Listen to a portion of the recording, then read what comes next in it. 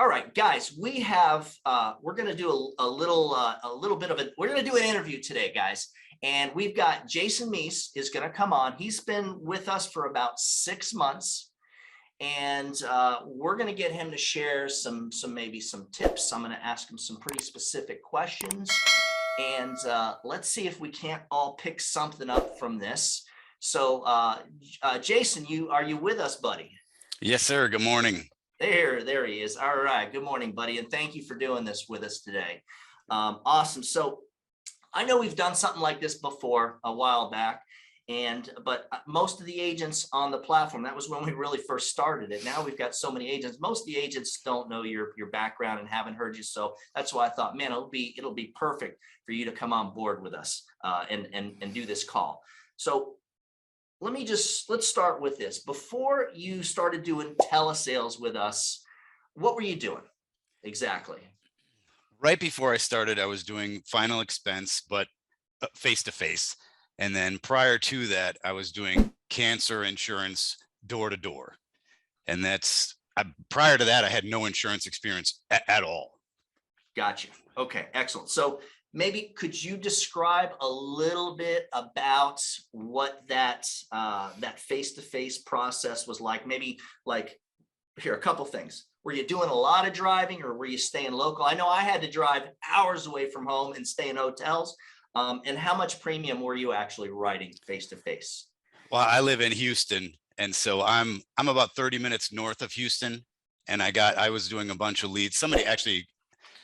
I didn't have a ton of success doing it because somebody gave me about 300 6-month to a year old leads, which they hadn't been used, but they weren't great.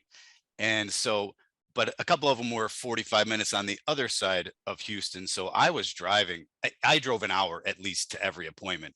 And I was just spinning my wheels. First, because I was used to just cold knocking. I mean, when I was doing cancer insurance, there were no leads at all. I just plopped into town and I started knocking on doors.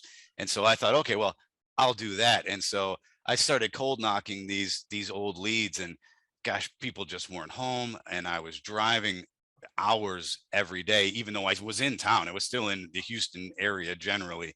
And then, so then I hired an appointment scheduler.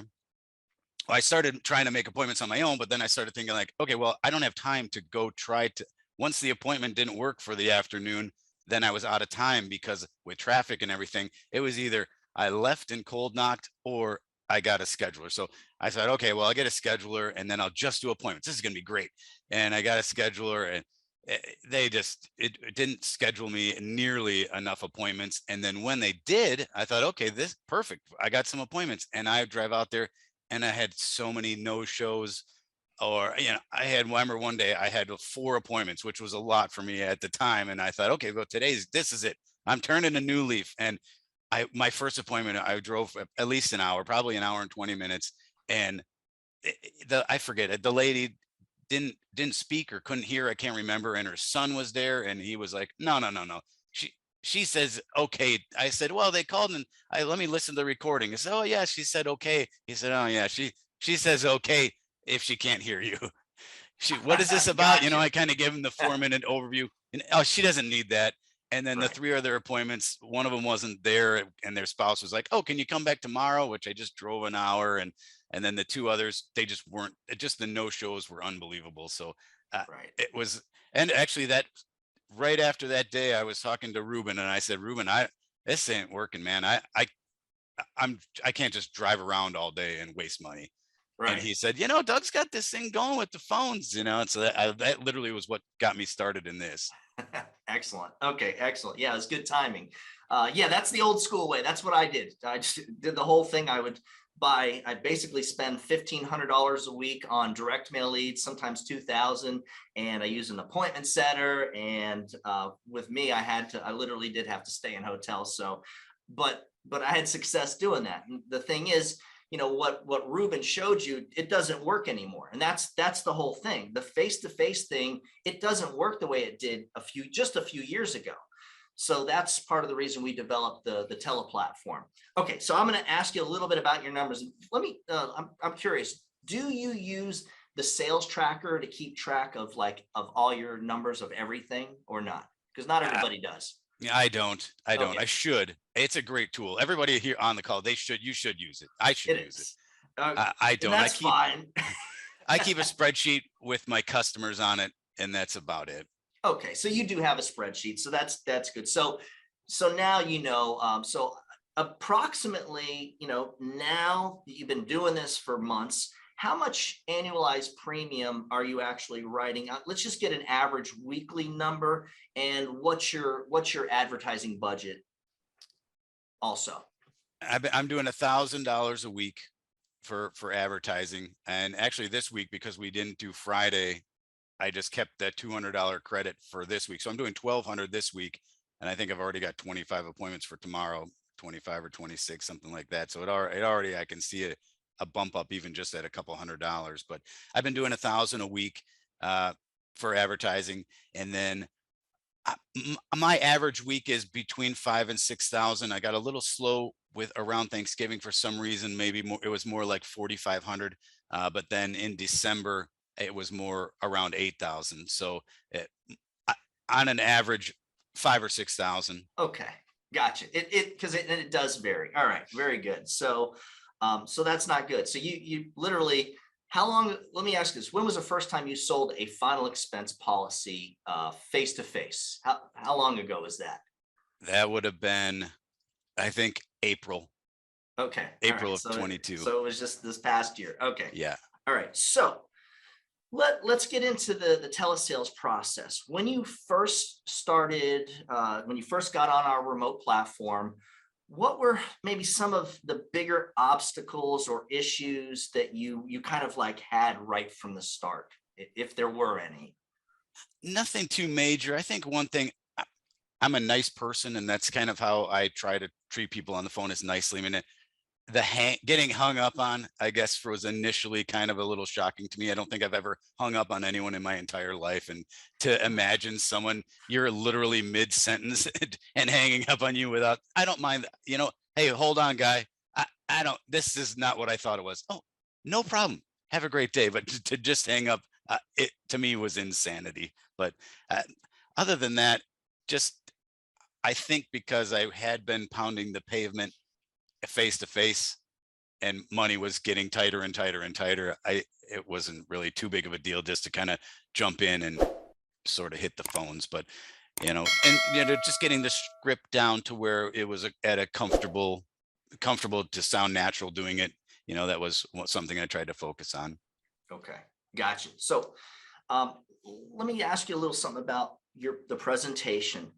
What's your perspective on objections, and do you do anything like upfront, or do you have any tips that you can give out that you could suggest about on how to minimize objections upfront? Yeah, I follow the script pretty closely, which I feel like the script gives them a pretty good overview about exactly what it is, as far as getting too far along the line with them thinking like, well, you know what, I don't really need this. I mean, they hopefully know by the time we get down to their bringing up any kind of objections. But I do the looping, like you suggest, with the information about the companies, and just kind of, whatever their hang up is, just distracting them with the stats and facts about those companies, that these are big legitimate companies. Because one thing you got to remember, and somebody who's, some new people on the phone may not realize, but these people are getting bombarded with phone calls all day, every day, whether it's Medicare type things or insurance type things. And so they're already, by the time they say hello, some of them are kind of sick of talking to salespeople on the phone already. So I kind of try to keep it. I want to let them know that these are legitimate companies. It's not me. I don't work for a particular company. This is, whatever it is, AIG. Yeah, I'm sure you've heard of them. Oh, you haven't? Oh, well, they're a Fortune 500 company. Their AM Best rating is A+. I try to throw some of those things out. And then if they're still kind of hung up on, well, I'm not really sure, and especially if they say, well, I don't have any money right now, then I know I probably have them, because then I'm like, oh, great news. They don't take, AIG doesn't take any money up front. This isn't going to start until maybe even next month if you need it to, something like that. Excellent. Okay, good, good, good. Yeah. So, and guys, FYI, so Jason is one of the few people that literally follows the presentation word by word, but he says it in a way that the way he says it, you never would think he's reading it. So I found that pretty unique, because we all, when we all read a presentation, there's a little, we have to kind of go off script to use our own words. So I find it interesting that Jason was able to do that without really using his own words, and it sounds like he is. So I don't know, maybe you sound like me, I don't realize it, but because it's working. It absolutely works. Okay, so let's talk a little bit about your typical workday. Tomorrow morning or today when you get on the phone, maybe give us an idea, walk us through your day. What are you doing with your leads? What are you doing with your appointments? Maybe draw us a picture of your whole day. As far as with the leads go, I really don't do too much with them because I've got so many appointments during the day. If one of my first, that's the other thing about people trying to increase their budget, and Doug and Brandon will tell you about it. And it's hard to do. I know money is tight, but it really does make a huge difference, because I started out I think I was at 800, and I would have time in my day. I'd have an appointment, they wouldn't answer. Then I was calling. I went through all the leads. I called the leads a couple times, and then back to my next appointment. Well, even just bumping up from 600 to 1,000, most days don't have. I'm behind schedule even with my appointment, so I don't even really have time to touch those leads. So most days I don't touch them. I start at 9 with my first appointment, and then I just run any appointment through the day. And my last appointment schedules at 4:30. But if I can get a few people to answer during the day and get a presentation going, then, obviously you get kind of behind on some of those. But and then I just make those calls until they're done. Usually it ends up being, if I end at 4:30, it's kind of not as good of a day, because I know that, being a little behind is good, because I'm hopefully making sales. But otherwise, yeah, I'm hitting the phone at 9, and then I don't take any breaks during the day if I don't have to. And then I just go until last appointment 4:30. So it ends up being 5:30 or 6 o'clock, depending on the day. Sometimes 7 o'clock or 8 o'clock. I call them all, no matter how late it gets. Good. Exactly. And so guys, statistically speaking, just so you know, the closing rate that we're seeing, the pickup rate, the sales percentage are going to be higher in the evening than any other time of day.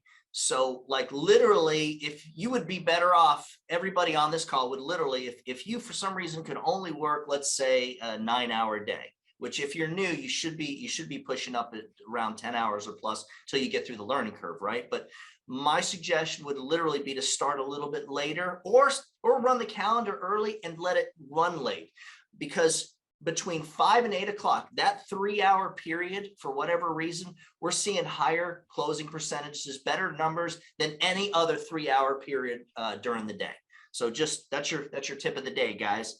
And so this is good stuff, Jason. Let's pick a little further.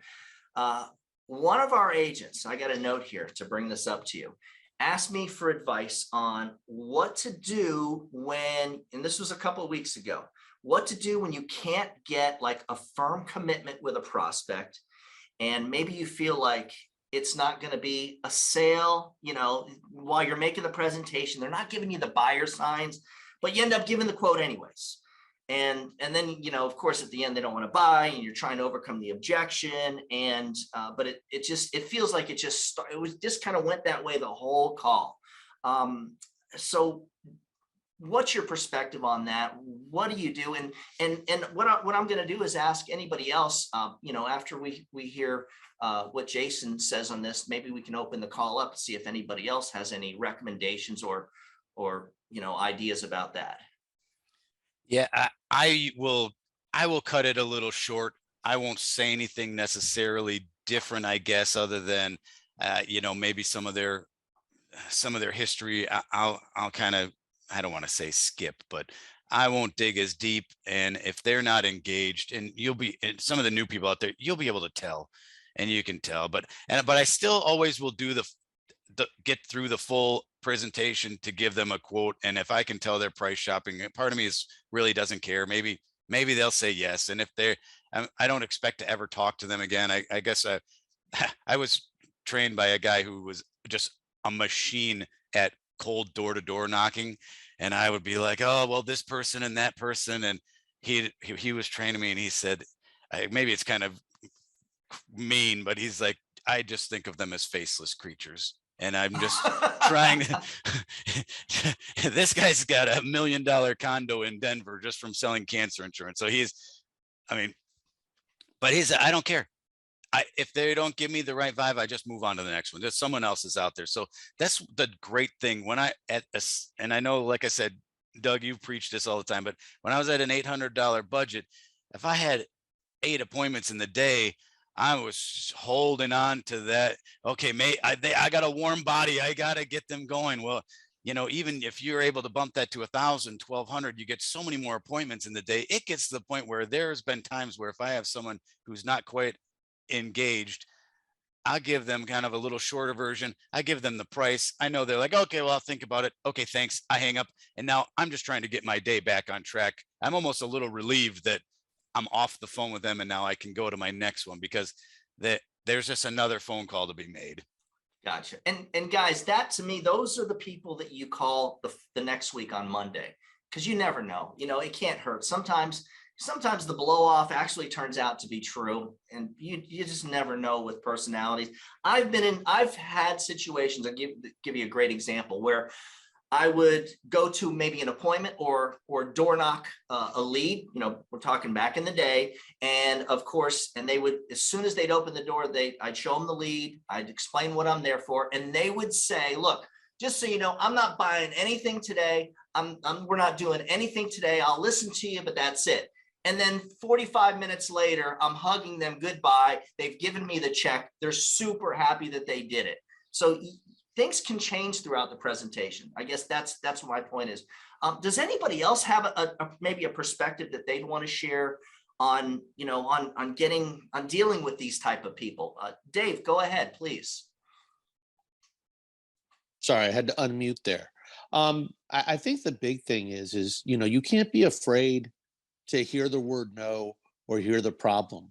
And when you're in a presentation or a conversation and the people are either monotone or they're not engaging, don't be afraid to stop and say, hey, what's the problem? You kind of seem out of it. You got to push all your chips in the table and let them tell you whether, hey, I don't really like what you're selling, or I'm watching the TV, or I'm having a bad day. And then you can at least kind of get an idea of where they're at. But if you keep powering through the presentation and you can see, like verbally, their eyes are just kind of glazed over. I mean, what are they going to do? They're going to come drive to your house and beat you up? Put them to a decision and either continue the call or, like Jason said, move on to the next one. But don't just push through the presentation when they're just completely checked out. It's kind of like talking to your kid about homework and they're checked out. At some point, you're like, hey, little Johnny, listen to me. I'm talking to you. Don't be afraid to take control, because what's the worst that can happen? They say no, they hang up. Okay, great. But don't waste your time on somebody that's not present. Gotcha. Good stuff. Anybody else? Any Matthew, please. Okay, I unmute myself. Everything that guy just said, that's my input. That was excellent. Put them to the test, give them a little pushback, see where they're at, ask a couple probing questions, and just what he said was perfect. So that's all I got. Excellent. Yeah, nothing to lose, guys. That's really the bottom line. At this point, you can push. You can give them a little bit of a push. You can throw them under the bus, so to speak, and say, look, you got a daughter, so you don't like it. Literally, I have said, what? You don't love your kids enough to do the right thing? You're just going to leave them hanging? I've made, and as bad as that sounds, I've said stuff like that when I've had nothing to lose, and then sold them. So you never know. All right. Good stuff, guys. Dave, yeah, go ahead. Okay, please. One more thing. I'm sorry, I don't mean to hijack the meeting, but all good. I had some success in my first week, and I think part of it was I kind of let my own natural personality come through in the call. And I'm kind of a smartass, for lack of a better term. And on 2 of my sales, I got to the part where you went through the living promise section, and I got through the script, but then I kind of added something. And I said, hey, look, you know, if you like your kids, you can take care of things and make it easier for them. And if you don't like your kids that much, well, then you have some money to go to Vegas for one last blowout. And to a T, every customer started laughing. They broke the ice. They got a little bit more comfortable. So don't be afraid to add some things in and get them laughing, get them joking.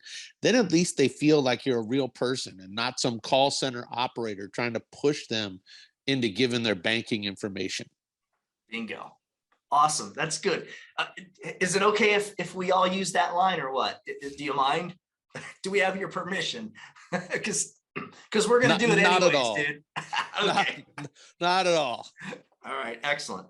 So, all right. So Jason, this week we have a bunch of new agents on the platform between this week and next week. So what advice would you give to that person who's just getting on the phone, getting ready to attempt their first presentation?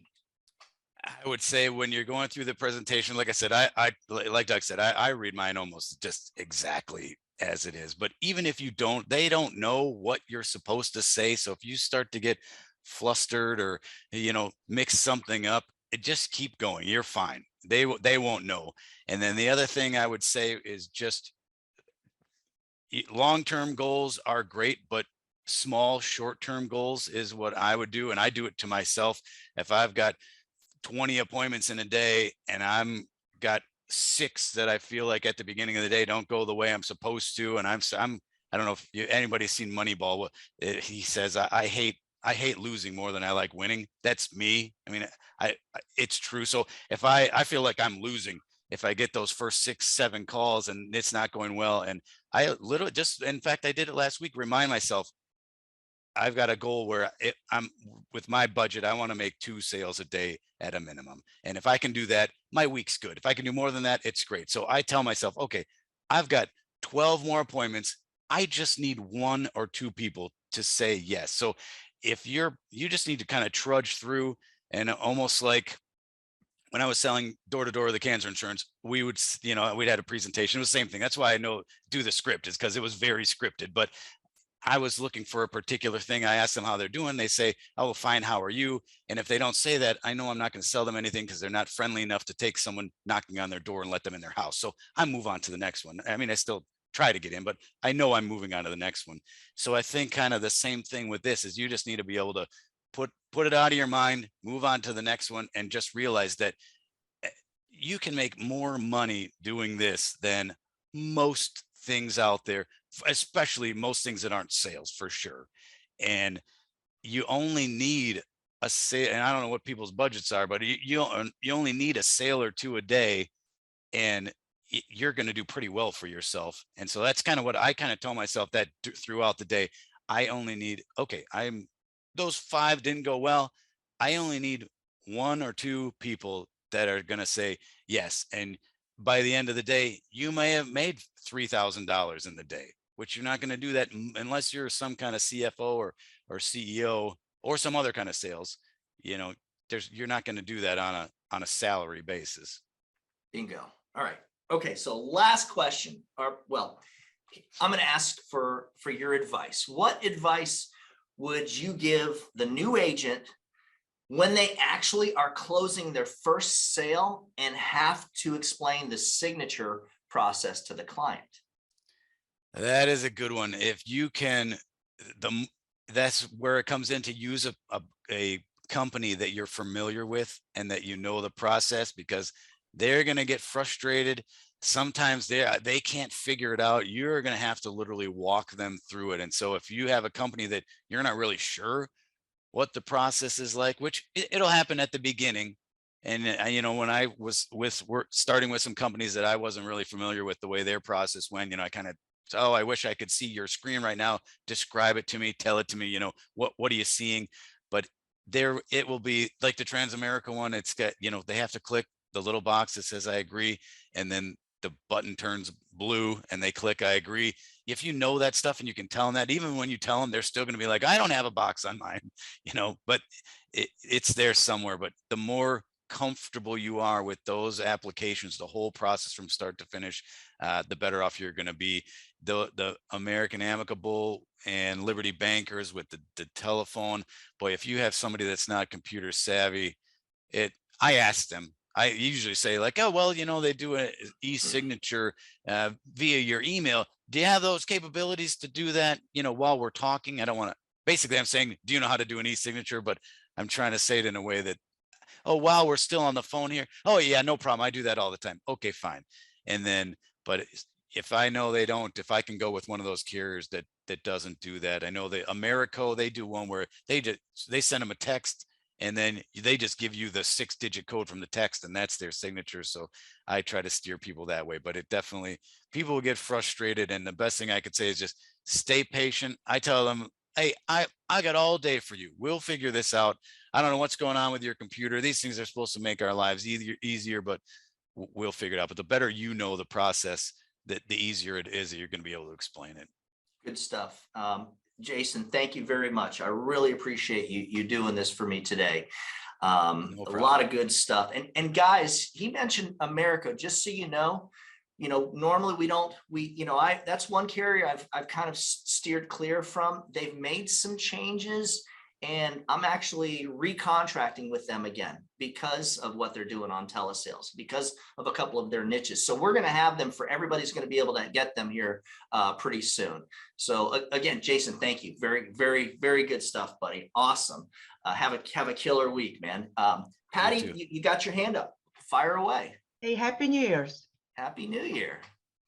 Just a comment. I find that my clients, when it comes to e-signature, if I just be patient and just wait till they figure it out, they end up figuring it out on their own. Gotcha. That's what happens with me. That's good. That's good stuff. So let me just say this, guys. We have to be the calm in the storm. When they start with when you go to do your first sale, and maybe you're not 100% prepared to explain that signature process, you've got to be that calming voice. I've heard recordings where agents were getting stressed out and it sounded like now the client's stressed, the agent's stressed, the agent's instead of calming the client down is actually making it worse. Keep that in mind. You have to be the calm, just walk them through it, be gentle. That's what we do. Excellent, guys. Great call today. Very, very, very cool. A lot of good information. Does anybody have anything that they would like to add or comment on before we end the call? All right. Well, new agents, please reach out to myself or Brandon if you need help. If you can't get a hold of one of us, immediately switch to the other. But between the two of us, somebody will be there for you. I promise. I'll be looking for your calls, your texts. I'm available for you 100% no matter what. So don't be afraid to reach out if you have an issue or you need help with something. Guys, I hope everybody has an amazing new year and a really good week. So you guys do your thing, kick some butt. Adios. Happy hunting.